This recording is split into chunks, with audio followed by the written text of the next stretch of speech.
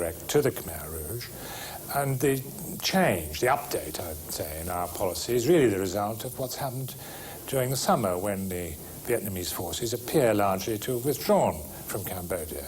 And since a lot of the anxiety and anger of our Asian friends, of most of the UN, has been that the government in Phnom Penh was imposed by Vietnam, the situation has to that extent changed. We're a long way from getting a satisfactory solution in Cambodia, but it has changed to that extent, and therefore we've adapted our policy to that extent.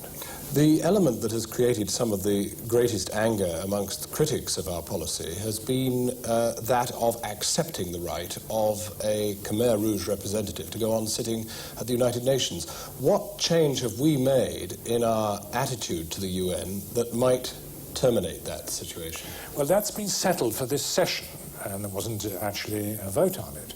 And what the UN is going on to next week is the question of the substance, what the UN General Assembly, the world community, is actually saying about Vietnam. And there we're changing the wording of the resolution which we and 73 other countries are co-sponsoring. The question of the seat and the credentials will certainly need to be looked at, but it's been settled for the moment. Douglas Hurd has, of course, said that we have nothing to do with the Khmer Rouge. We don't recognise the Khmer Rouge. There's no question of British support for the Khmer Rouge. And of course this is just not true.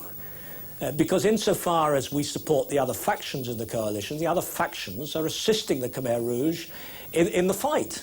And therefore any support for the other factions, which is passed on by them to the fighting forces, is support for the Khmer Rouge. That's the first bit of logic. We asked Mr. Hurd to appear on this programme, but he refused. We also asked Britain's ambassador to the UN, Sir Crispin Tickell, to be interviewed in New York, but he refused. Instead, Sir Crispin issued an extraordinary statement, saying that Britain's vote for the Khmer Rouge-dominated coalition did not mean support for the Khmer Rouge. Then what does it mean? What does Mrs. Thatcher mean when she says there are reasonable Khmer Rouge who should be in power? And why did Britain co-sponsor a UN resolution which calls on Vietnam to withdraw its forces from Cambodia when in fact the Vietnamese went home in September? The same resolution calls for a comprehensive settlement in Cambodia, but this is respectable language for a government dominated by Pol Pot's Khmer Rouge. British policy is a carbon copy of American policy, but no member of the US administration would even state Washington's position to us. Never in my experience as a journalist has there been such a silence. Never has a policy been so indefensible.